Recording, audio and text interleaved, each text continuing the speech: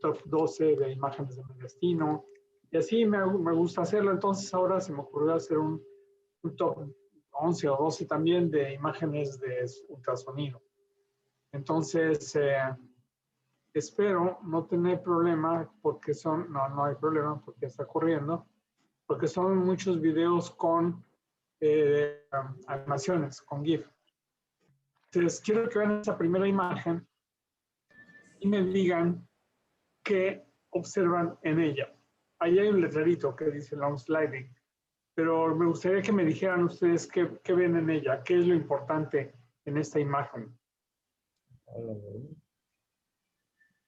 Pues tenemos que identificar exactamente en qué parte está el pulmón, cómo se proyectan las sombras acústicas que son dadas, pues, como lo dice la imagen, por las costillas, cómo es que se encuentra lo que es el tejido subcutáneo y cómo se encuentra lo que es la pleura, que es lo que nos marca ahí como el long sliding, que normalmente se tiene que estar moviendo.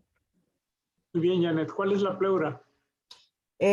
Pues esa es la imagen hiperecogénica que se ve lineal por debajo de las marcas que menciona ahí de RIPS, esa que dice Luna Slider por debajo.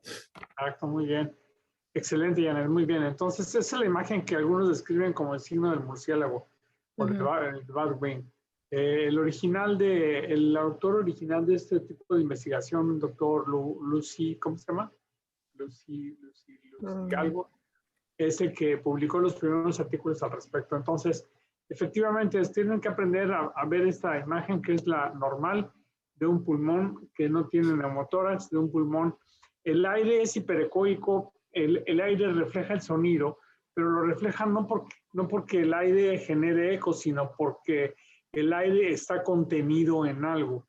Ese contenido en algo puede ser un asa de intestino o el diafragma entre el pulmón, o aquí es la pleura lo que hace que refleje el sonido, pero el aire es muy malo para la transmisión del sonido, entonces produce inclusive sombra acústica.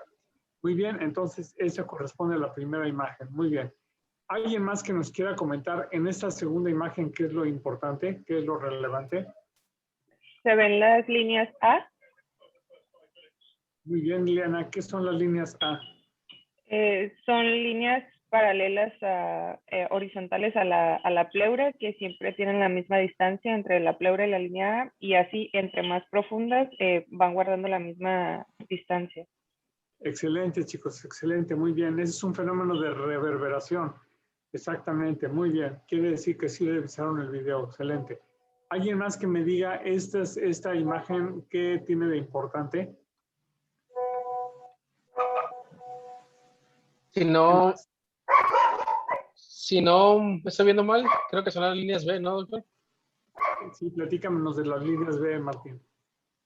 Pues te hablas, son un signo para diagnosticar edema agudo del pulmón y es cuando son 3 o más y son líneas verticales para pleura y borran las líneas A. Exactamente, muy bien. Entonces, en condiciones normales, 2 líneas B son normales. Más de 2 líneas, ya de 3 en adelante ya es anormal. Nos habla de una patología intersticial. Muy bien. Excelente, Martín. Bien, ¿alguien más que me diga qué ve en esta otra imagen?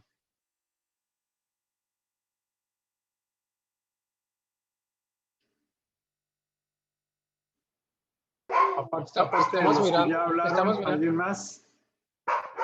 Estamos mirando, creo que un neumotórax. Negativo. Ahí son varias líneas B confluentes. Esas líneas confluentes que hacen muchas líneas blancas o una línea blanca más gruesa es lo que se conoce como el patrón intersticial. Es un patrón intersticial y ahorita vamos a ver de qué se trata ese patrón intersticial. Muy bien. Siguiente imagen. ¿Qué les llama la atención? Cualquiera de ustedes.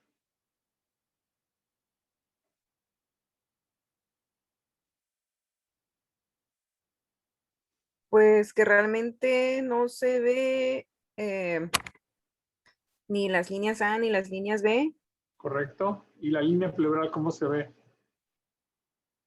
Pues no pareciera deslizarse normalmente. Bueno, si lo comparamos con la primera imagen, donde sí se ve evidente el deslizamiento. Fíjate bien, sí se desplaza, nada más que tiene otra particularidad. Compárala con la de arriba y con la de ¿Estoy abajo. cruzada? Más que gruesa, está Está regular, ¿no? Exacto, sí, regular. Tiene segmentos en los que no está continua. Exacto, está discontinua. Ese es el punto, exactamente.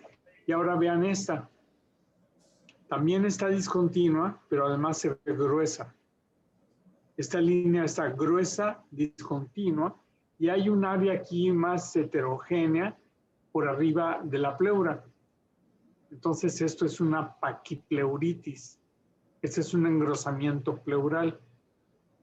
Y ahora vamos a ver esta otra imagen. Aquí vemos una imagen hipoecoica, irregular, con puntitos blancos. ¿Quién sabe qué son esos puntitos blancos? Telectasias, comentaba el video. ¿Negativo o parcial? No puede ser como lo que llaman el signo de hepatización cuando hay presencia de neumonía. Tibia, muy bien. Cuando hay una neumonía, las neumonías, a diferencia de los derrames pleurales, son heterogéneas. Un derrame pleural en rayos X es blanco y homogéneo. Las neumonías son heterogéneas. ¿Por qué en las radiografías las neumonías son heterogéneas? Es por la anatomía de los bronquios y como los lobulillos. O sea que aparte del proceso inflamatorio que hay en los alvéolos con exudado inflamatorio, los tubitos, que son los bronquiolos, que son de conducción, esos no están llenos de líquido. Por lo tanto, son tubitos con aire. A ese signo, en radiología, lo conocemos como el signo del broncograma aéreo. ¿De acuerdo? Entonces, en ultrasonido, esto que estamos viendo es el broncograma aéreo. Efectivamente, la zona oscura es una zona de consolidación, pero los puntitos blancos son los puntitos de aire dentro de ese pulmón que está consolidado, lo que llaman la hepatización. Pero cuando persisten algunos puntitos blancos es precisamente por el aire, y este es el signo del broncograma aéreo. Muy bien. Ahora, vean este otro corte, es un corte longitudinal en el cuadrante superior derecho. Se ve una línea curva que es el diafragma. Del diafragma hacia los pies del paciente, del diafragma hacia los pies del paciente está el hígado. Y esto negro que ven aquí son las venas suprahepáticas que se juntan con la vena cava para ir a dar a la aurícula derecha, de manera que del diafragma hacia arriba lo que tendríamos es pulmón. En condiciones normales, aquí no tendríamos nada de información y en este caso sí tenemos algo. ¿Qué es ese algo que ven aquí? ¿Derrame pleural? Líquido, correcto. Hay líquido. ¿Y qué más? ¿Es mucho o poquito? ¿Leve o moderado? Sí, es moderado. Moderado, es un derrame moderado. ¿Y qué más hay dentro de ese derrame que se mueve para arriba y para abajo? No sé si arriba del derrame también se alcanza a apreciar como lo que se aprecia en la imagen anterior, que también pareciera una consolidación, pero no estoy seguro. Correcto. Digamos así en sentido cefálico del paciente. Correcto, Martín. Hay una consolidación y esta consolidación tiene puntitos blancos que son los que hemos llamado broncograma aéreo. Muy bien. ¿Qué nos interesa o qué es lo que nos preocupa de un derrame pleural? ¿Qué es lo que les preocuparía a ustedes de un derrame pleural? ¿Qué quieren saber de un derrame pleural? La cantidad. Ok, primero, ¿qué tanto tiene? ¿Qué más? Si está tabicado. A ver, one by one, Mariana. Si está tabicado. Tengo fenómeno de reverberancia y no te escucho claramente. Si está tabicado. Correcto, si está tabicado o no está tabicado. ¿Qué otra cosa nos interesa de un derrame? Sus características. Sí, ¿cuáles? Por ejemplo, si es sangre, si es líquido, ¿Qué más si es puede un ser? trasudado o si es un exudado. Exactamente, correcto. Todo eso nos interesa. Y eso el ultrasonido nos lo puede decir por el grado de ecogenicidad que este derrame tenga. Muy bien. Entonces, fíjense, vamos a ver esta siguiente imagen y vean este derrame. ¿Qué les parece? Es un corte longitudinal también. Se ve la línea curva del diafragma, se ve el hígado y se ve como una tijera ahí moviéndose, que es el pulmón rodeado de una gran cantidad de líquido.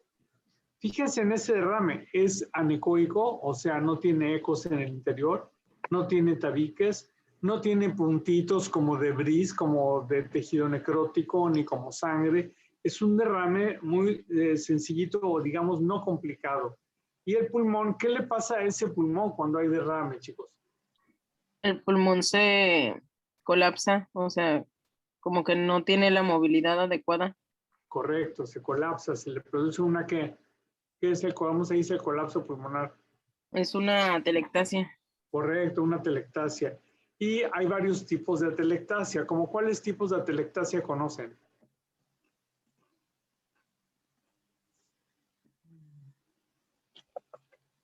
A ver, chamacos, ¿cuántos tipos de atelectasia hay? O en otras palabras, ¿por qué desaparece el aire en los alvéolos en un tejido pulmonar? Venga, chicos. Es por el colapso de los alvéolos. Sí, pero ¿por qué se pueden colapsar los alvéolos? ¿Cuáles son las causas por las que se podrían colapsar los alvéolos? Porque hay varios tipos de atelectasia respecto a su etiología. Por ejemplo, si es como alguna causa infecciosa, que la misma infección esté ocasionando como alguna obstrucción. Pero fíjate que, a ver. La infección en los alvéolos produce consolidación, ¿de acuerdo? Pero eso no es atelectasia. Atelectasia es pérdida de volumen, porque se obstruye o porque no hay aire. Desaparece el aire en los alvéolos y hay muchas causas por las que eso puede suceder. La infección es ocupación del alvéolo, pero no pierde volumen, al contrario, hasta lo aumenta por el edema, por edema básicamente. Pero en la atelectasia hay pérdida de volumen. Por eso una atelectasia pulmonar siempre jala las estructuras vecinas. Jala la cisura, si es una atelectasia de todo un pulmón, jala el mediastino hacia el lado afectado, etc. Pero ¿cuáles son las causas por las que puede producirse esta pérdida de volumen o de aire en los alvéolos? Por compresión. Correcto, muy bien. Esa es una de ellas, compresión.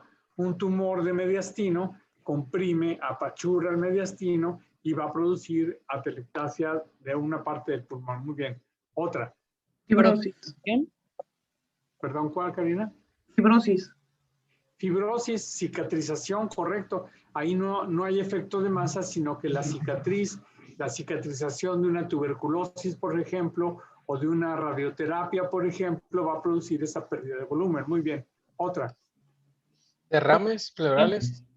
El derrame, ¿por qué produce la atelectasia? Sí la produce, pero ¿por qué? Por compresión. Es parecido a lo que es la bola o tumor. También es por compresión. Ese líquido, 1 litro, 2 litros, lo que sea, comprimen, apachurran el pulmón y le impiden que se ventile, que se expanda adecuadamente. Otra más. Por obstrucción. Eso, Natalia, exacto. Obstrucción. Dame causas de obstrucción bronquial que produzcan atelectasia. Si es un bebé o un viejito, ¿en qué piensas? Tapón mucoso. Cuerpos extraños. Muy bien, las dos son muy buenas. Tapón mucoso, sobre todo en pacientes deshidratados, se les hacen impactos mucoides, y cuerpos extraños, el cacahuate, la rondana, cualquier cosa a los viejitos se les va, que los descuidan, y se les va y se produce cuerpo extraño. Muy bien, correcto. Entonces, todas esas son causas de atelectasia. Lo que estamos viendo en esta imagen, que pareciera como una tijera, como una tijerilla, una boca que se abre y se cierra, es el pulmón atelectasiado. Y fíjense que tiene puntitos blancos que están haciendo el broncograma aéreo. Muy bien. Y ahora, claramente, tenemos un derrame pleural tabicado. ¿Por qué es importante la situación de que esté tabicado o no tabicado un derrame pleural? ¿Cuál es la relevancia para ustedes clínicamente? Porque el tratamiento va a cambiar. Si está tabicado, si no está tabicado, pues con una simple punción puedes drenarlo. Y las etiologías, pues de un tabicado es diferente a los que no. ¿Y qué pasa si le pones un drenaje? No se va a vaciar todo. Si está tabicado, no se va a vaciar todo porque pues las trabéculas van a ser como que limitantes. Exacto, entonces, ¿qué tienes que hacer? Pues ahí ya es cuando entra la toracotomía, que sería como más quirúrgico.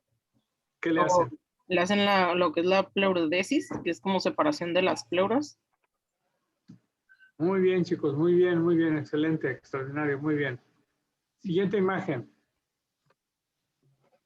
Vean la línea de la pleura. ¿Qué pasa o qué no pasa? No se está deslizando. Exactamente, no se desliza. A pesar de que hay movimiento de la caja torácica que está tratando de hacer el movimiento respiratorio, la pleura no se desliza. Entonces, ¿en qué pensamos? Neumotórax. Esa es una muy buena posibilidad, pero se requiere algo en particular para hacer el diagnóstico de neumotórax con ultrasonido. ¿Alguien se acuerda qué signo? Es el signo de la playa. Bueno, ese es un signo que hacemos con el modo M, o el signo de la playa, o signo del code bar o del código de barras, pero ese ya te demuestra que sí, que algo está pasando, que no se mueve el pulmón. Hay otro signo en particular, ¿no lo vieron? Sí, sí No lo es voy a lo del, mencionar.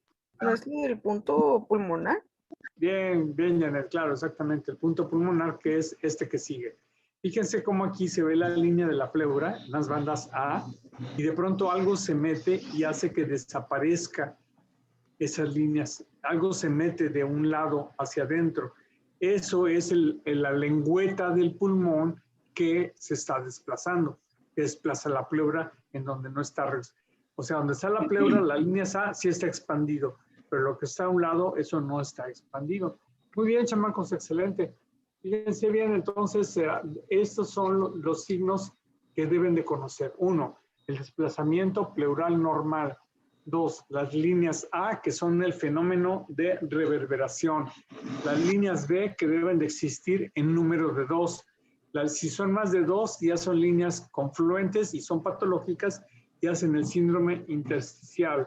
La consolidación, la ocupación del espacio aéreo, hace que esta línea pleural sí se desplace, pero se desplace poco y se puede ver irregular. Y cuando hay una consolidación y aparte hay un engrosamiento de la pleura, lo que tenemos es ese engrosamiento que es la paquipleuritis. Fíjense la diferencia entre este espacio, que es de arribita de la pleura, aparte que está discontinuo, y este espacio, o este. Entonces, esto es una paquipleuritis. En la siguiente tenemos el broncograma aéreo. En la siguiente tenemos una consolidación con derrame pleural. En la siguiente tenemos un derrame con atelectasia, un derrame no complicado.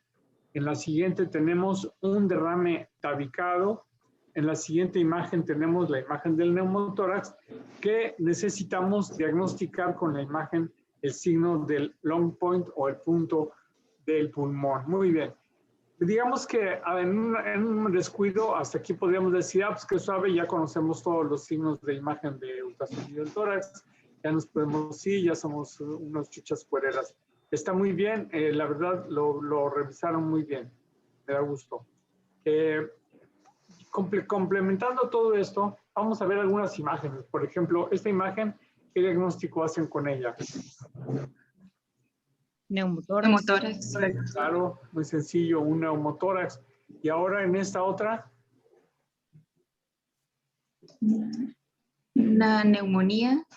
Correcto, es una consolidación, una neumonía. Fíjense, las neumonías son opacidades heterogéneas porque tienen broncograma aéreo. Ahí se ven tubitos negros, se ven espacios aéreos en el interior. Y ahora, en esta otra imagen que ven. Es un derrame. Es un derrame pleural, ¿todos están de acuerdo? ¿Es una neumonía basal? Fíjate que está interesante porque está muy homogéneo, no pareciera tener broncograma aéreo, sin embargo, si lo comparamos con esta otra imagen que sí es un derrame, se ven varias diferencias. 1, es más blanco. 2, es más homogéneo. 3, bueno, es de mayor tamaño, desde luego, porque hasta desplaza el mediastino en sentido opuesto. Entonces, realmente, en la primera imagen, en la lado izquierdo, podría ser una consolidación, una neumonía. Fíjense que el ángulo no está tan claramente borrado como sucede con el derrame. Entonces, esto podría ser una neumonía hepatizada, es decir, una consolidación en una etapa de esas de gran ocupación del espacio aéreo, ¿no? Bien, y ahora en esta otra imagen, ¿qué les llama la atención?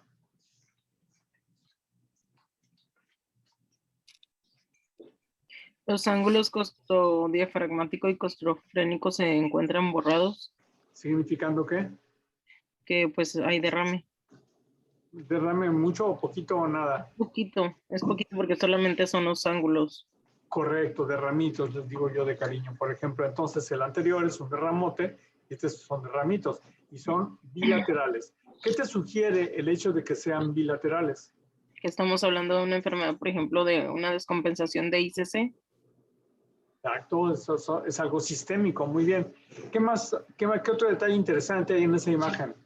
Pues, Bueno, salud, estoy tomando una copita de vino, disculpará. se ve cardiomegalia como grado 1. Muy bien, correcto, cardiomegalia. ¿Qué más? ¿Cuáles son los...? Hay cefalización de flujo. Eso, excelente, Ileana. Muy bien, cefalización del flujo. Todos esos signos son signos de hipertensión venocapilar pulmonar que yo abrevio en mis reportes como HVSP. Son signos de hipertensión venocapilar pulmonar que llevado a una situación extrema nos va a producir una situación clínica que se llama ¿qué? Un edema pulmonar. Correcto. ¿Y cómo se ve un edema pulmonar? Así. Nada de mariposa. Oh, exactamente, nada de mariposa. Claro que esta mariposa se ve irregular, más que irregular, se ve asimétrica. Ahora, quiero que me digan qué enfermedades o qué situaciones se les ocurre en la que puede haber edema agudo pulmonar unilateral. A ver.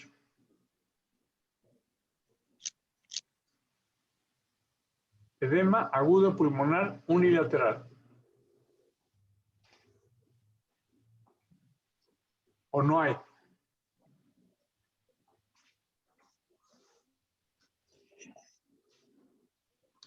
Tic-tac, tic-tac, tic-tac. No estoy segura, pero en casos de insuficiencia mitral. No, porque ahí debe de afectar los dos pulmones igual. O sea, el encharcamiento sanguíneo hacia las venas va a afectar a los dos lados del pulmón. Tendría que haber algo anormal en alguno de los dos pulmones para que un pulmón no se vea afectado igual que el otro. ¿Cómo qué?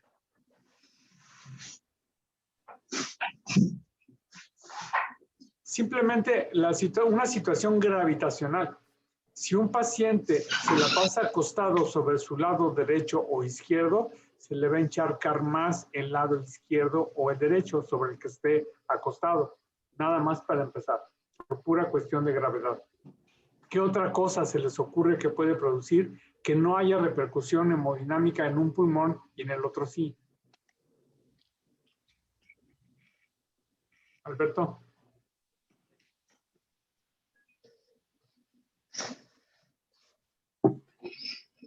Venga, chicos. O sea, ¿qué tiene que pasar en un pulmón para que su vascularidad esté afectada en forma asimétrica?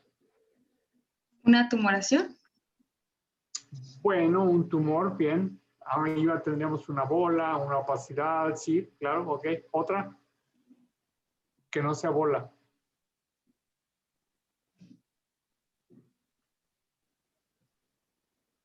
Ok, femenino, mastectomía, radioterapia, fibrosis.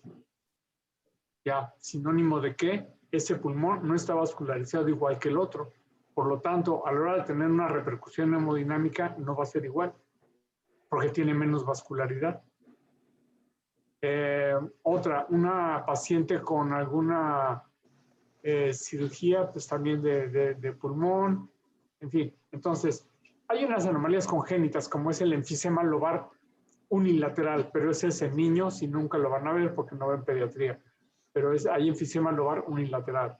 Entonces sí puede haber edema asimétrico. Y es importante porque pueden confundirlo con una consolidación o una neumonía desde el punto de vista de imagen, pero ustedes tienen el cuadro clínico. Si ven esa placa, que de hecho es de un paciente de Iztacali, está intubado el paciente, tiene electro, etcétera, y se ve la opacidad en alas de mariposa, pero predominantemente de un lado, no así del otro, ¿de acuerdo?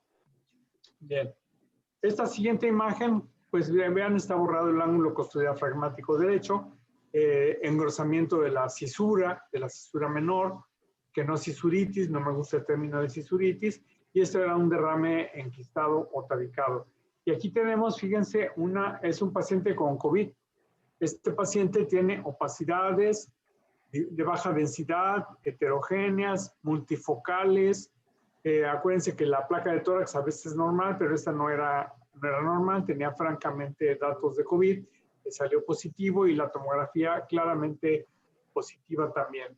Entonces, lo simpático, lo interesante en este caso es que todas estas enfermedades que están demostradas en esta imagen las podemos ver también por ultrasonido.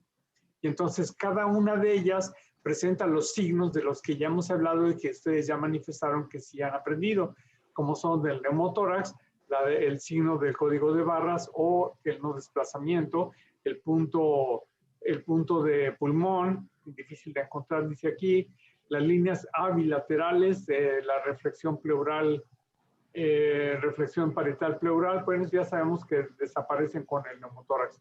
La neumonía y los signos que ya revisamos, el edema pulmonar que se va a presentar como una imagen sonográfica intersticial, es esa de las más de 3 líneas B o líneas confluentes o líneas de cohete, que se va a parecer mucho al síndrome del distrés respiratorio. El COPD o el asma, la sobredistensión, va a tener líneas bilaterales y una reducción del desplazamiento, no como en el neumotórax, pero sí va a haber disminución del desplazamiento pleural, y el embolismo pulmonar también de alguna manera se puede diagnosticar. Muy bien.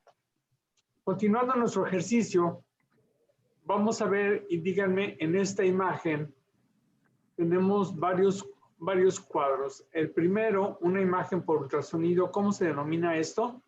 Sonográficamente hablando, es lo blanco. Hiperecoico. Hiperecoico, muy bien. ¿Y lo oscuro? Hipocoico. ¿Y lo que no veo? ¿Hay algo ahí? Isoecoico. Isoecoico, correcto, siempre comparado con el tejido que está alrededor. Sí hay algo aquí, pero no se ve porque tiene la misma textura. ¿Y esto? Anecoico. ¿Cómo se llama esto? Anecoico. Anecoico. ¿Y la línea oscura que se produce aquí, cómo se llama? ¿Sombra acústica? Sombra acústica. No es cierto, no. Sí. Sí, estás bien, Mira. Sombra acústica, pero por otro lado, aquí que se pone más blanco, ¿cómo se llama? Reforzamiento. ¿Qué lo produce? La zona anecoica. ¿Pero por qué? ¿Qué tipo de tejido es este? Bueno, ¿qué sustancia es? Líquido. El líquido, correcto. ¿Y lo blanco? Es sólido. Ajá. Y esto también es sólido. ¿Cuál es la diferencia entre esto y esto? El Miren calcio. esto. Los tres son sólidos. ¿Cuál es la diferencia? ¿Qué es hiperecoico en ultrasonido? El calcio, el hueso, ¿Y qué más? cálculos. ¿Qué más? Esas tres que mencionaste, Mariana, tienen que producir sombra acústica. Y fíjate que aquí casi no hay sombra acústica. Hay un poquito de atenuación del sonido, pero no como una piedra, no como un hueso. Entonces, ¿qué más puede ser? ¿Qué más es hiperecoico en ultrasonido? La grasa. Sí, la grasa, correcto, la grasa. Los lipomas son blancos, son hiperecoicos. La grasa es hiperecoica, muy bien. Y aquí un tumor sólido, nada más que hay tumores de diferente densidad. Y aquí pues es un tumor también de textura semejante a la del resto de lo que lo rodea, el hígado o la mama o lo que sea. Y esto definitivamente es un quiste, muy bien. Entonces, fíjense, Esa es la terminología que deben de manejar. ¿Y qué es lo que es hiperecoico en ultrasonido? La grasa, casi siempre, no siempre. Las estructuras muy sólidas con la condición de que produzcan una clara sombra acústica. Y las superficies reflejantes como los diafragmas, las paredes de la vesícula y todo lo que sea muy reflectivo va a ser algo hiperecoico. En cambio, hipoecoico, no como el líquido, que es anecoico. Hipoecoico son tumores semisólidos, tumores de partes blandas y algunos líquidos que tengan algo de proteínas. Entonces, por ejemplo, un derrame pleural que tenga pus puede ser hipoecoica. Un derrame pleural que tenga detritos o sangre puede ser hipoecoica. Isoecoica pues son tumores semisólidos y sangre extravasada según el tiempo que tenga de extravasación, porque la sangre cuando está extravasada puede ser hiperecoica cuando es fresca y cuando se hace muy antigua se hace anecoica como si fuera líquido. Los líquidos siempre deben de tener reforzamiento posterior. Bien, teniendo en cuenta esto, entonces vean las imágenes que les presento aquí abajo. Aquí les estoy mostrando un tumor, no importa de dónde sea, les tengo que decir de dónde es, ¿no? Pero vamos a suponer que es una mujer y que estoy viendo su ovario derecho. ¿Qué diagnóstico hago con esta imagen?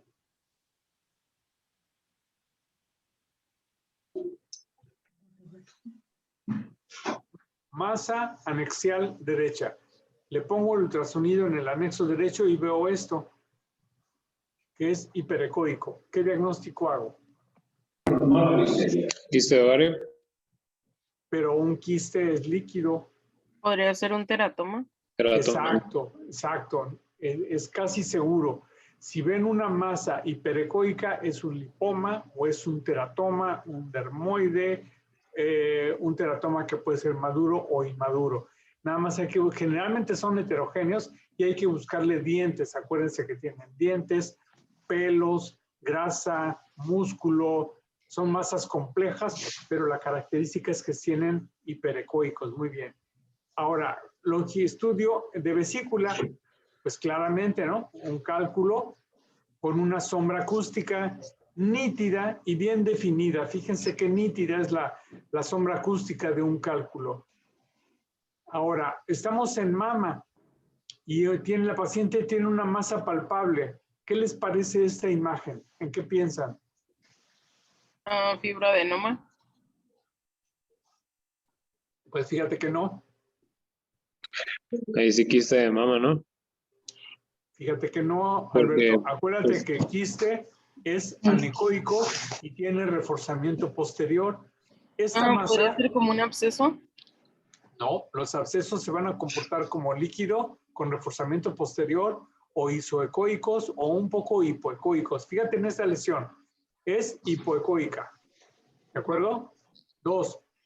¿Cómo están sus márgenes? ¿Bien delimitados o mal delimitados? El Más delimitados. limitados. Mal delimitados. Si yo les pregunto la diferencia entre una bola como esta y una bola como esta y les digo, escojan una bonita y una fea, ¿cuál va a ser fea? Esa. Esta, porque está más alta que ancha, porque está de márgenes mal delimitados y angulados. Y en el centro, produce una sombra acústica, lo cual quiere decir que es muy dura. Y en el centro tiene dos imágenes hiperecoicas que son microcalcificaciones. Este es un cáncer de mama con más del 95% de seguridad por la pura imagen sonográfica. ¿De acuerdo? Ahora, vean esta otra, también es de mama. Y ahora sí, Luz, ¿cómo ves esta lesión? Pues bonita. ¿Qué quiere decir bonita? Que es de márgenes circunscritos, que está ovalada, que es paralela a la piel, que es homogénea. No es quística, porque sí tiene ecos en el interior. No tiene reforzamiento posterior, no tiene sombra acústica. Este es un fibroadenoma. Y este sí lo podemos dar en una categoría de bajo riesgo. En cambio, este tiene que ir a biopsia bajo cualquier circunstancia. Este no, este se puede vigilar. Y ahora sí, Alberto, ¿qué te parece esta lesión? También estamos en mama. pues una lesión anecoica, tiene el reforzamiento posterior. Pues ahí sí, Ahora sí compatible es con un el quiste, ¿no? Exacto, ahora sí es un quiste. Y bueno, estas son las imágenes más características. Ahora fíjense, les voy a mostrar esta otra imagen que también es un quiste, pero ¿qué diferencia tiene con los demás, con el otro quiste?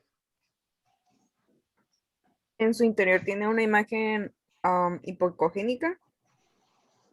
Una imagen hipoecogénica. A ver, Adentro se ve pues una imagen con mayor ecogenicidad. entonces es hiperecoica, no hipo. Ujú. O sea, ¿a cuál? ¿Esta te refieres? Ajá. Tiene un puntito blanco, correcto. Y además, el resto de este líquido, porque es líquido, porque tiene reforzamiento posterior, tiene detritos, entonces este es más compatible con un absceso. También los teratomas pueden producir una imagen parecida. También los endometriomas pueden producir una imagen parecida. ¿De acuerdo? Entonces, fíjense, esta es la gama de tonalidades del ultrasonido que podemos encontrar. Y bueno, aquí les muestro una imagen de hígado, una flecha señalando el diafragma y cómo del diafragma hacia la cabeza del paciente normalmente no tenemos información porque el aire no deja pasar el sonido. Así pues, recordando nuestra tabla de densidades con la que hemos trabajado todo el tiempo, tenemos que estar acostumbrados a la terminología que tiene cada una de las modalidades que hemos revisado ya, que son los rayos X, la tomografía, la resonancia, sus diferentes secuencias y el ultrasonido con sus densidades características. Bueno, pues haciendo un poco de historia, fíjense que cuando llegué aquí a Tijuana en 1979, resulta que yo salía de la residencia y en la residencia no me tocó hacer nada de ultrasonido porque no existía. Apenas se empezaban a poner equipos en Centro Médico Nacional, por ejemplo. Entonces, cuando llegué aquí a Tijuana, en el ISSSTE me dijeron que había un equipo de ultrasonido y que lo iban a armar. Yo dije, oh my God, ¿y ahora quién podrá ayudarme? Y bueno, pues el que me ayudó fue ese señor que es el doctor George Leopold, que trabaja en UCSD y aquí está trabajando ya con un equipo viejito para ellos. Es un equipo de modo B que se hacía con este tipo de brazo articulado y estaba estrenando un aparato nuevo para ver en tiempo real. Entonces, en un curso que tomé allí en San Diego fue donde aprendí mis primeras bases de ultrasonido. Estuve yendo y viniendo todo el mes, un mes, y ahí aprendí todo eso. En cambio, aquí en Tijuana, en los primeros años que pusimos un gabinete, pues compramos un equipo que de los que él desechaba, nosotros los comprábamos, ¿no? Clásico, o sea, bien barato, pásale, bien bueno y bonito y barato. Y entonces nosotros trabajamos aquí con equipo que ellos habían desechado ya 10 años atrás. Y aquí tenemos un equipo de ultrasonido con su brazo articulado y este aparatito era para ver en tiempo real, era la única manera de ver la actividad cardíaca fetal. Aquí está el aparato de nuevo y estas eran las imágenes con las que trabajábamos. Todavía nos peleábamos no se decidían si el ultrasonido se iba a manejar con fondo blanco o con fondo negro. Esta es una imagen compuesta transversal de un feto, de un abdomen materno. Este es el feto. Y yo cuando veo estas imágenes me pregunto cómo nos atrevíamos a diagnosticar. Sin embargo, era lo que en ese tiempo era el cutting edge, ¿no? El borde. En cambio, ahorita ya en cualquier gabinete, en cualquier consultorio se tienen equipos de estas características que hacen todas las modalidades. Y ahora ustedes pueden comprar hasta por 40,000 pesos un equipo que hace ultrasonido, que lo conectan a su iPad o a su celular, con excelentes características, con Doppler, con todo, ¿no? Eso es una maravilla. Bien, entonces, pues regresándonos todavía un poco más, les voy a preguntar ahora, ya sabemos diagnosticar ultrasonido, patología torácica, fantástico. Ahora les voy a preguntar, ¿qué es el ultrasonido? Díganme, ¿qué es el ultrasonido? Es un estudio de imagen que tiene de fuerza movimientos de onda que rebota con líquidos o con sólidos y lo que se transmite es qué tanto rebota hacia el transductor. Ok, eso es el estudio diagnóstico de ultrasonido, pero ultrasonido, ¿qué es? No el equipo. Eco. La transmisión del sonido. ¿Pero qué características tiene? Porque bueno, ya saben, ya tienen ustedes el aparato ahí en urgencias, ya saben diagnosticar neumotórax, pero les van a decir, bueno, ¿y qué es esto? Ah, es un equipo de ultrasonido. Oh, ¿y qué es ultrasonido? ¿Qué le van a decir? Vamos, León. ¿Qué es el ultrasonido? Venga. Pues son ondas de sonido que no están dentro del espectro audible para Muy nosotros. bien, son ondas de sonido de alta frecuencia. ¿Qué frecuencia? Eso sí, no sé. ¿Qué frecuencia oímos normalmente los seres humanos? 20 a 40 decibeles, si no me recuerdo. Esa es la fuerza del sonido, más no la frecuencia. De 15 a 20,000 ciclos por segundo. El oído humano percibe hasta 10,000 ciclos por segundo. Más de 10,000 ciclos por segundo ya no lo oímos, 10, 12,000, 13,000. De 10,000 para arriba ya es ultrasonido, son ondas de sonido de alta frecuencia. Por eso algunos animales sí lo perciben y nosotros no lo percibimos. Bien. ¿Qué es una onda de sonido? Es una onda mecánica. No es una onda electromagnética, es mecánica. Es decir, que mis cuerdas vocales vibran y desplazan el aire que llega a el oído, por el oído, al tímpano, y mueve la cadena de huesecillos y lo traduce en un impulso eléctrico que va a ir a dar a mi cerebro. ¿De acuerdo? Pregunta. ¿Todos los impulsos de nuestros sentidos llegan al mismo tiempo a integrarse? No. No. ¿Cómo es que se integran? ¿Cómo es que cuando vemos una pluma caer, la señal de sonido llega igual que cuando la vemos caer si tienen diferentes velocidades de conducción? Ah, ¿verdad? ¿Verdad? Depende de la distancia en la que estemos. Negativo. De todos modos, nuestro cerebro iguala las velocidades de transmisión para que todos estos estímulos se integren en nuestras zonas racionales al mismo tiempo. No, pero por ejemplo, si está una persona y ve caer un rayo a 50 kilómetros, no va a ser lo mismo cuando tú lo ves o cuando tú lo escuchas, ¿no? Sí, claro, eso es por la velocidad de transmisión del sonido en el aire, ¿de acuerdo? Que además es diferente y tiene mucho que ver con nuestras capacidades diagnósticas, como ahorita vamos a ver. Entonces, miren, una onda de sonido, el sonido es una onda es algo que alterna, que sube y baja, como esta imagen que tienen aquí. Entonces, toda onda tiene ciertas características, tiene diferentes frecuencias. ¿Qué es eso? Que tiene diferentes números de ondas en determinada cantidad de tiempo. 2, tiene la parte más alta que se denomina la cresta. 3, tiene la amplitud, que es la altura, el grado de intensidad o la altura que tiene una señal de frecuencia, de sonido, perdón. ¿Me explico en eso? Es bien importante porque cuando utilizamos las diferentes modalidades de imagen tenemos que saber estas particularidades de la onda de sonido. Y además, no son estas ondas de sonido no son en dos planos, sino que son tridimensionales. Entonces van moviéndose en 3 dimensiones. Esto es muy importante. Entonces, ¿qué cosas debemos de saber del ultrasonido los que manejamos ultrasonido? Si van a hacer diagnósticos con aparatos, tienen que saber que el ultrasonido es una onda mecánica que su frecuencia se mide en megahertz. O sea, el ultrasonido es de 15 a 20,000 ciclos por segundo. Luego, la velocidad de transmisión del sonido en los tejidos depende de la resistencia de cada uno de ellos, es decir, de la densidad de lo que están hechos los tejidos.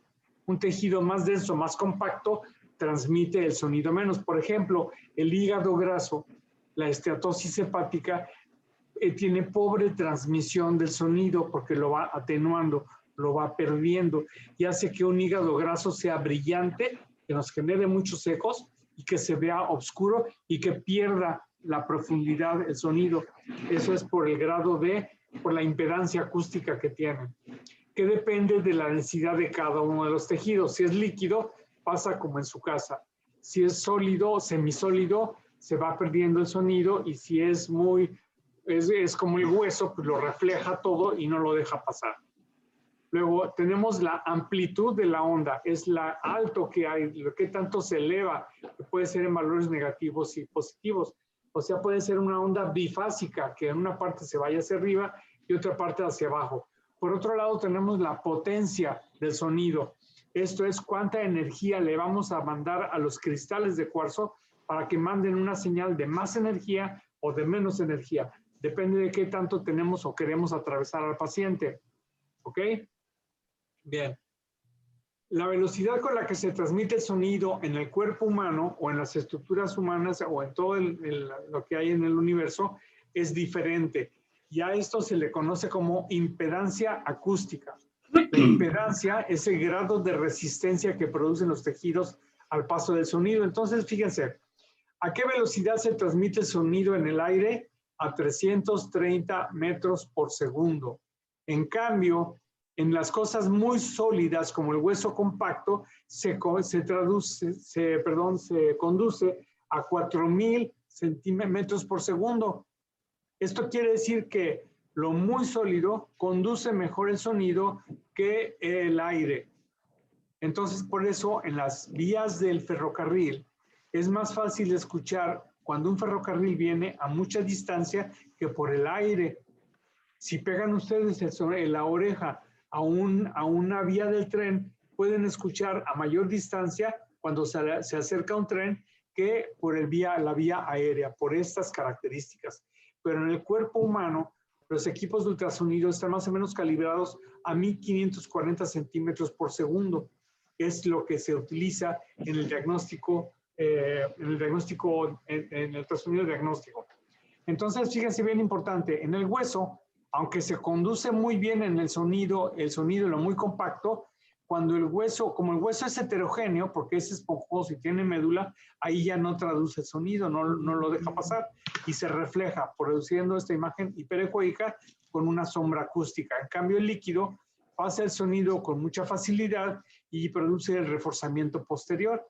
En cambio, con el aire tampoco es bueno para transmitir el sonido, por eso es hiperecoico, porque lo refleja, porque el aire está contenido en algo, por ejemplo, en el peritoneo o en una asa de intestino, es hiperecoico con una sombra acústica. Por eso el aire se ve blanco y produce esa sombra acústica.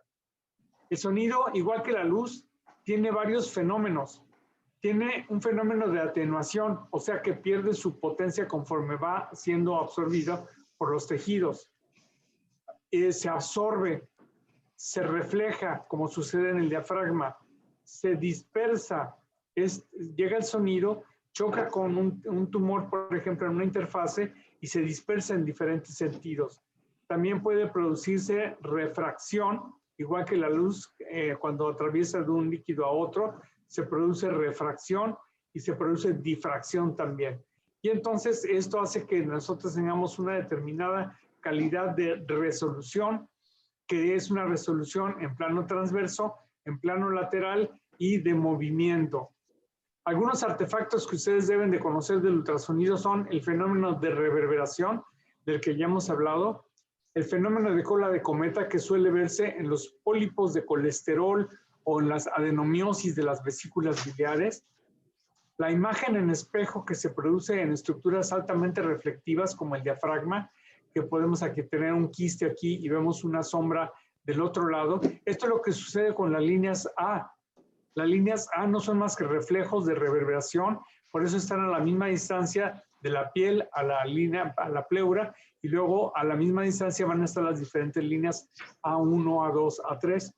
Luego tenemos otros efectos como son el reforzamiento posterior de los líquidos, del que ya hemos hablado, la sombra acústica que producen los sólidos, y otro fenómeno que se conoce como anisotropía. Esto es que cuando se cambia el ángulo de la estructura que estamos estudiando, va a modificarse la señal que nos genera, simulando que hay discontinuidad, lo cual es falso. Por ejemplo, este es un tendón.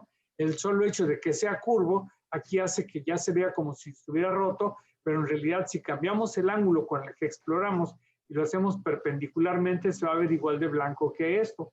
Esto es hueso. Entonces, estos son los fenómenos que tienen que conocer.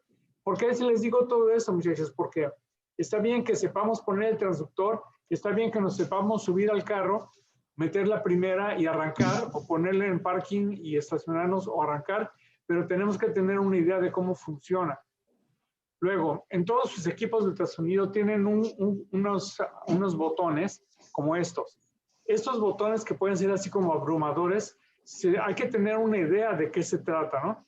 Entonces, por ejemplo, este botón que dice ganancia, del blanco y negro y de modo M, es el que controla la intensidad de la potencia del haz de sonido. Entonces, si quieren ver más blanco, que tengan más potencia, la aumentan, o si quieren tener menos potencia, lo bajan.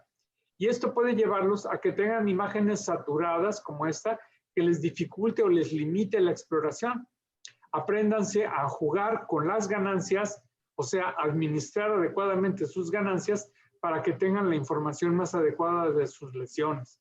Luego, ¿qué otras cosas son importantes? Tienen lo que se conoce como el Doppler color. Tenemos otra forma de Doppler, que es este del Power. El de color nos habla de la dirección del flujo, nos habla de la velocidad del flujo, nos puede medirlo en forma cualitativa y cuantitativa. En cambio, lo que se conoce como Power Doppler o Doppler Power es nada más para flujos muy bajos. Solo nos indica si hay o no hay flujo en un lugar determinado, pero no me dice en qué dirección funciona, ni puedo hacer mediciones. Entonces, aquí tenemos estos otros controles que se llaman Time Gain Compensation, compensación de ganancia en tiempo. Esto es para atenuar la de ganancia cercana y aumentar la ganancia lejana, para compensar la cercanía del transductor a una estructura determinada. Entonces hay que moverla con una curva que atenúe y nos haga la imagen más pareja. No puedo enseñarles todos los botones, esto lo pueden aprender ustedes en el manual del equipo, etcétera, pero ustedes pueden darse cuenta de que sí tiene muchos factores que pueden regular. Ahora, ¿qué efectos tiene el ultrasonido en el tejido? ¿Quién sabe? ¿Los han leído? ¿Saben algo? En las imágenes del ultrasonido, en algunos de los letreritos minúsculos que andan por ahí, que se parecen a las letras de los contratos que firma uno, hay uno que dice IT y uno que dice IM. El IT es el índice térmico y el IM es el índice mecánico. ¿Qué significa esto? Que hay efectos del ultrasonido en los tejidos, un efecto térmico y un efecto mecánico. Estos efectos dependen de varios factores. Uno, de la duración de la exploración. Dos, del tipo de tejido expuesto. No es lo mismo explorar un músculo, explorar un tórax, que explorar una retina o un ojo, o que explorar un feto que tiene una longitud craneocaudal de 5 milímetros. Imagínense que le aplicamos el Doppler color a un feto de 5 milímetros durante 10 minutos. ¿Qué le pasa? Lo tronamos, lo calentamos. Entonces el chamaco se va a empezar a sudar. Bueno, no es cierto, es metáfora. Pero entonces podemos dañar al feto. Entonces tenemos que estar bien conscientes de que sí tenemos efectos sobre el paciente, aún con el ultrasonido que pensamos que es inocuo. ¿Qué más tiene que ver el tipo de tejido expuesto? La tasa de proliferación celular. No es lo mismo explorar un tejido como el músculo que explorar células embrioneras que están en continua reproducción. El potencial de regeneración del tejido y la edad y el estado de desarrollo de lo que estemos explorando. Entonces hay que tenerlo en cuenta. Fíjense que los efectos térmicos o el índice térmico, lo mismo depende de los factores que les digo, y cada una de las modalidades que utilizamos tienen diferente grado de efecto térmico. El modo B es el que menos tiene. El Doppler color ya tiene mucho más efecto térmico y el Doppler espectral, como el que usamos en las carótidas, tiene mucho más efecto térmico. A una carótida no le pasa nada y las placas de ateroma menos, pero les digo, un embrión sí puede ser dañado. Entonces hay que tener cuidado con esto. Y por otro lado, los efectos mecánicos, que es el índice mecánico, produce cavitación. Esta cavitación produce microburbujas de aire en el tejido que estamos explorando. La cavitación es el efecto menos conocido y tiene que ver con el contraste, con el uso de contraste en ultrasonido. Y ahorita les voy a explicar cómo es. Se vende unos polvos como este, que se les pone agua, hacemos una solución, lo inyectamos por una vena al paciente y cuando esta sustancia pasa por el transductor, esta onda mecánica hace que exploten esas microburbujas haciendo una imagen, que haga una imagen resalte. Finalmente no se ha usado mucho en esto de ojos realzadores, pero sí se utilizan para diagnosticar comunicaciones interventriculares, comunicaciones anormales, para ver cómo pasa el flujo de un lado a otro. Por ejemplo, aquí, vean un corazón en 4 cámaras y vean cómo se pinta de blanco en la circulación derecha, y de pronto estas burbujas, microburbujas, pasan también al lado izquierdo a través de una comunicación interauricular. Fíjense bien, ahorita va a empezar otra vez el ciclo. Ahí viene. 4 cavidades, pasa el contraste, aurícula derecha, ventrículo derecho, y tómala. Se llenó la aurícula izquierda y luego el ventrículo izquierdo. Eso es con el uso de microburbujas o de eco-realzadores, que es medio de contraste. Así es que, si no sabían, sí, también hay eco-realzadores. Otra cosa importante, ¿cuántos tipos de ultrasonido hay? Bueno, pues hay muchos. En primer lugar, el primer ultrasonido que se utilizó se llamó modo A. ¿Por qué de A? Por la amplitud de la señal. ¿Se acuerdan de la imagen que les puse ahorita de esa onda que tiene amplitud, tiene frecuencia? Entonces, la amplitud es qué tan intensa es la señal respecto a esta línea central. Puede ser positiva, puede ser negativa. Entonces, a alguien se le ocurrió que con esos puntos blancos, si los ponemos sobre una superficie de mucha amplitud, nos da un punto muy blanco. Una señal de poca amplitud nos da un punto chiquito gris, no tan blanco. Y esto es lo que se conoce ahora entonces como modo B, que es la secuencia del modo A. Entonces, las imágenes que estamos acostumbrados a ver se me llaman modo B, de su término en inglés de brightness o brillantez. Por eso se llaman modo B. Modo A de amplitud, modo B de brillantez. Luego, a alguien se le ocurrió que si en lugar de mover la pantalla, en lugar de mover el transductor, hacemos que se desplace la pantalla como si fuera un fisiógrafo, vamos a ver que las estructuras que están en movimiento van a presentarse como una gráfica. Y esto es muy útil e importante cuando tratamos de buscar estructuras en movimiento, como las válvulas cardíacas, o inclusive lo que es los signos de derrame pleural, como es el signo sinusoidal, o el neumotórax, que hace la imagen de la playa, del código de barras. Normalmente el pulmón normal nos muestra la parte anterior, que es, digamos, el mar, y luego la playa, que tiene las arenitas que se van moviendo. Entonces, en el neumotórax tenemos que van a ser todo igual de estable las líneas de arriba que las líneas de abajo en el modo M, de movimiento. Luego tenemos, por otro lado, ahora una modalidad que se llama elastografía. Esta elastografía sirve para medir la dureza o consistencia de las lesiones. Nos sirve para saber el grado de compresibilidad que tiene una lesión. Un cáncer no se deja comprimir, por lo tanto la velocidad de transmisión del sonido es igual sin compresión que con compresión. En cambio, un fibroadenoma sí se deja comprimir y entonces modifica la velocidad de transmisión cuando está comprimido que cuando no está comprimido. A eso se le llama elastografía, porque mide la elasticidad de las estructuras. Ahora hay ultrasonidos para medir el grado de fibrosis hepática con un transductor especial, y también podemos usarlo en resonancia magnética, en otras modalidades, para saber qué tan duro o qué tan blandito está un tumor o un hígado. A ustedes no les toca porque no lo van a ver en urgencias, pero ya lo conocen ahora. Tenemos el Doppler, que ustedes ya conocen muy bien. Fíjense en esta imagen. Esta imagen me está dando 2 tipos de ultrasonido. El de escala de grises, que es el modo B, y aparte me está hablando del Doppler de color. El Doppler de color me dice 2 cosas. Me dice si el flujo se acerca al transductor o se aleja. Rojo, se acerca al transductor. Azul, se aleja del transductor.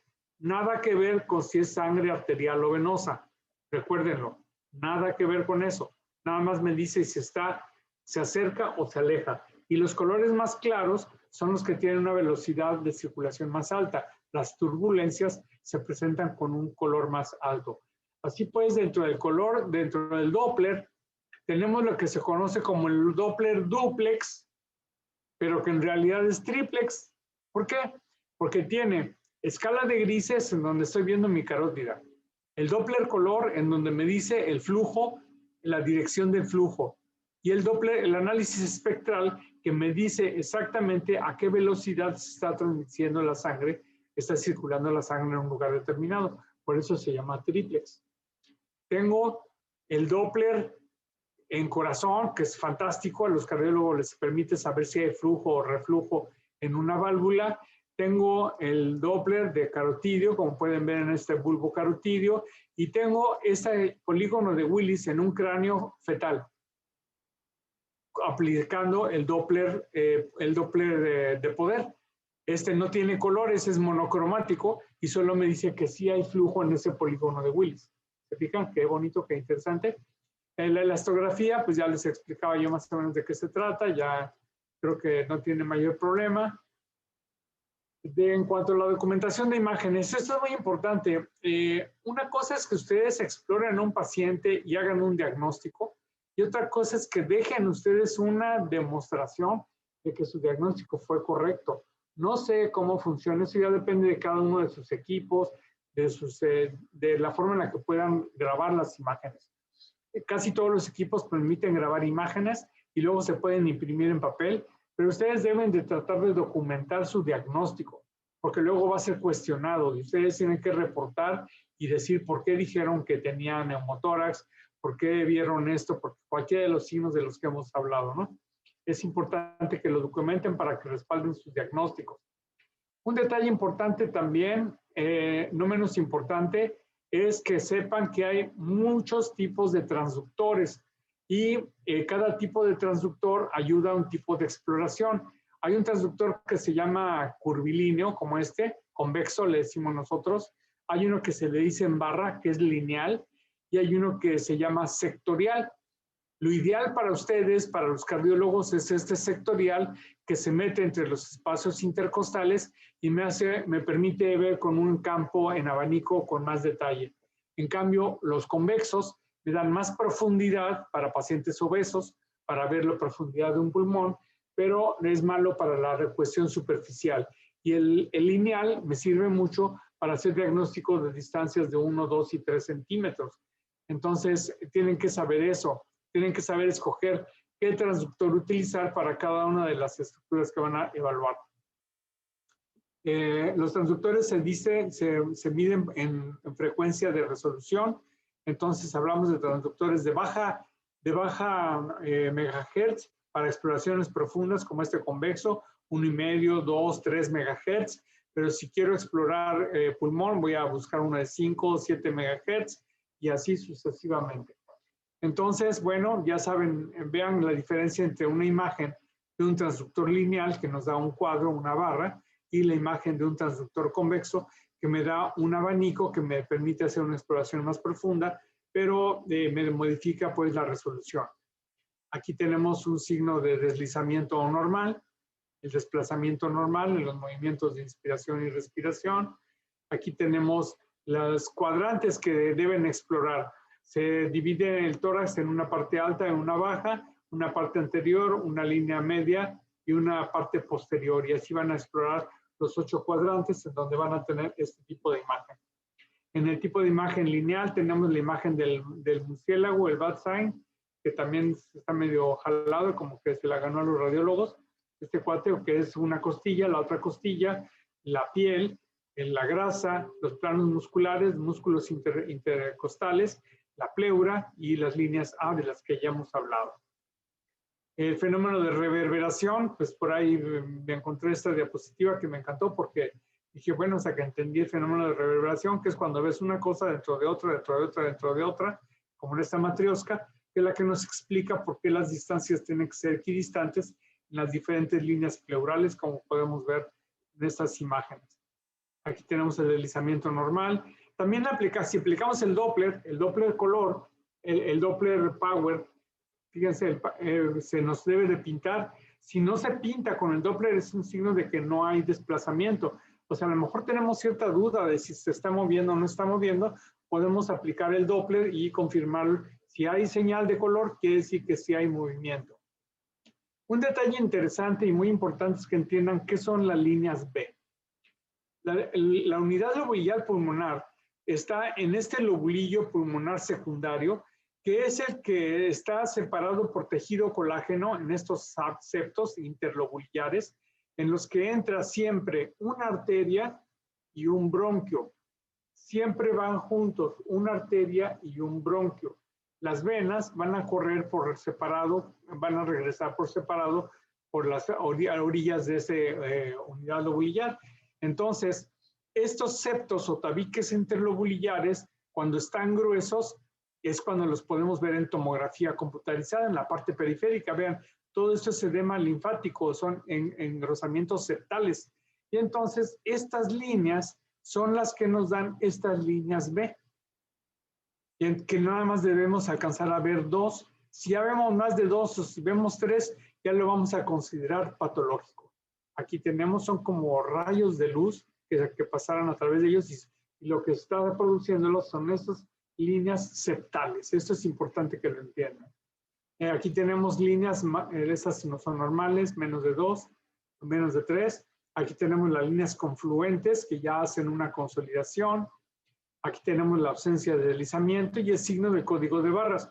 Si le pongo el ultrasonido y está igual de estático en la parte muscular que la parte pleural, pues quiere decir que mi paciente tiene un neumotórax. Aquí tenemos una mejor demostración de lo que es el signo del punto pulmonar.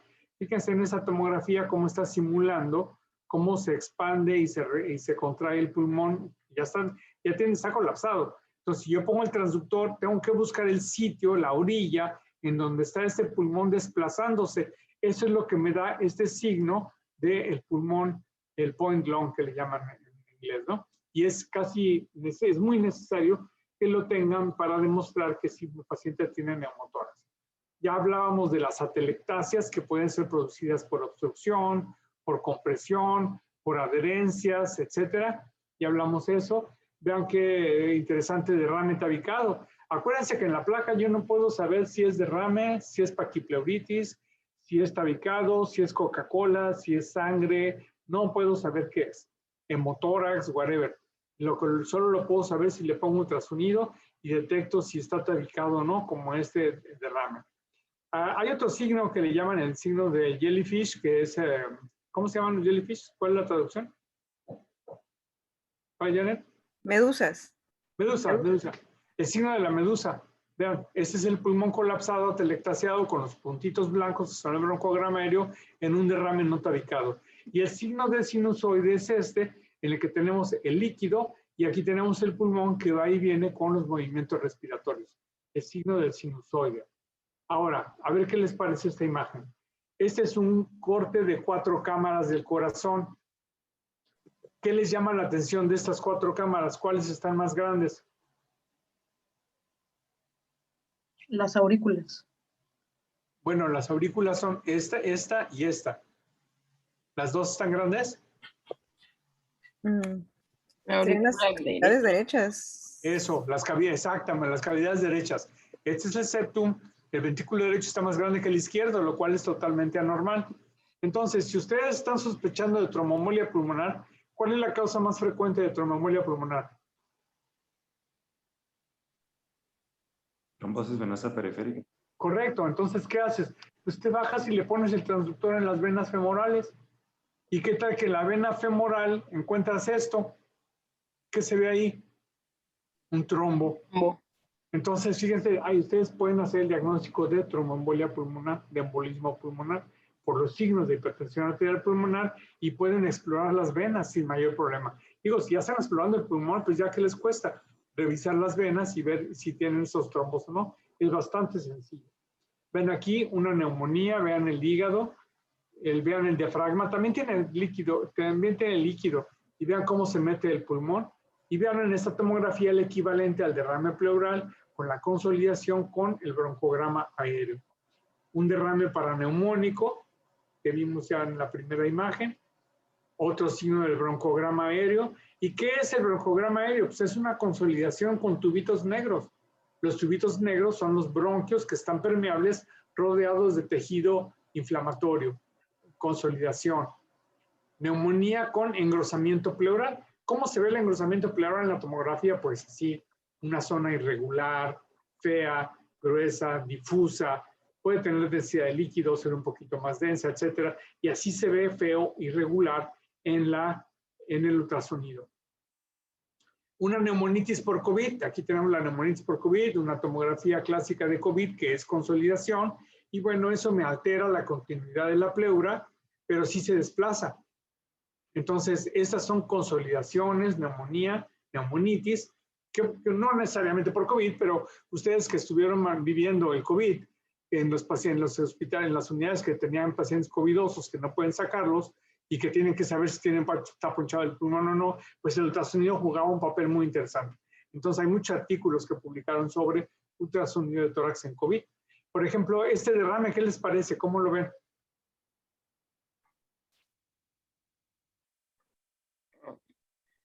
¿Qué les parece? ¿Qué más? Es grande. Es extenso, tiene puntitos, tiene mucho tejido necrótico o sangre fresca. Entonces, sí, este es un derrame complejo o complicado, cualquiera de ellos. ¿Y este gallito qué les parece? El signo de kikiriki. Quiere decir que ya nos tenemos que acabar, que ya se va a acabar la clase. Aquí tenemos otro derrame con atelectasia. También tiene ascitis. Vean que hay líquido abajo del diafragma. Otro derrame tabicado. Otro signo de broncograma aéreo.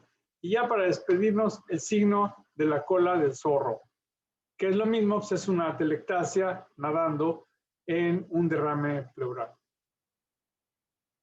Hay muchos artículos que pueden revisar ustedes sobre COVID y ultrasonido de tórax. Encontré artículos interesantes y las diferentes manifestaciones, pero se van a reducir a los 9 o 10 signos que revisamos el día de hoy y que ustedes ya me demostraron que sí dominan. Muy bien, chicos. Pues bueno, pues tomando en consideración que ya se acabaron las vacaciones, ya se me acabaron los temas, platicaba yo con el doctor Abel que damos por terminado este mini curso. Espero que les haya sido de utilidad. Esta plática la quise grabar porque la voy a subir también a mi canal de YouTube, porque no tenía ninguna de este temario. Pueden recurrir a ella cuando quieran. Pueden consultarme casos cuando quieran. Y no sé si tengan alguna pregunta o comentario. Pues quisiera agradecerle, Doc, la verdad, por lo menos para mí fue bastante ilustrativo. Me ayudó a conocer un poquito más sobre todo lo que nos platicó. Y la verdad, creo que va a ser muy importante en mi formación médica como especialista y la verdad estoy muy agradecido con usted. Muchas gracias. Creo que a todos nos ha servido. Me pusieron a estudiar otra vez ultrasonido de tórax porque es algo que no veo todos los días, pero bueno, pues hay que estar repasando, ¿no? Aprendemos enseñando. Ustedes son los salvavidas, como les puse hace poco fue el día del urgenciólogo. Ustedes son un papel bien importante en la vida hospitalaria, recibir al paciente, ver cuál es el grave, cuáles no, van a tomar decisiones de vida o muerte, tienen que estar lo mejor preparados posibles, no pueden dejar pasar nada por alto. Entonces, los felicito y pues ahí les encargo, si les caigo por ahí por urgencias un día, pues hay que me traten bien. Bueno, muchas gracias por su tiempo y su paciencia. Ya saben, estoy a su disposición y a sus órdenes. Me encanta la idea de transmitir el conocimiento que uno mismo va adquiriendo. No estoy inventando nada, pero bueno, me da mucho gusto participar con ustedes y conocerlos. Abel, pues entonces, todo bien y muchas gracias. No, muchas gracias a usted, doctor. La verdad es que, pues, muy dinámicas, muy ilustrativas y yo creo que nos dejan mucho a todos. Yo también aprendo. Y pues, la verdad estamos muy agradecidos con usted. Quedamos pendientes, acuérdese de que yo creo que vamos a organizar algo ahí para convivir un poquito con usted, agradecerle un poco pues este tiempo que nos dedicó y pues ya me pongo de acuerdo con usted cuando hay disponibilidad ahí para poder hacer algo, aunque sea una cena y ya convivir un poquito más de cerca. Me encanta la idea, me encanta el mitote. El hombre es un ser sociable por naturaleza, creo que yo era el ejemplo de Aristóteles. Muy bien, pues muchas gracias. Entonces nos retiramos y buenas noches y que descansen, muchachos. Buenas noches, descansen. Gracias, buenas noches. Buenas noches, descansen. Bye. Bye, a ver, buenas noches. Bye.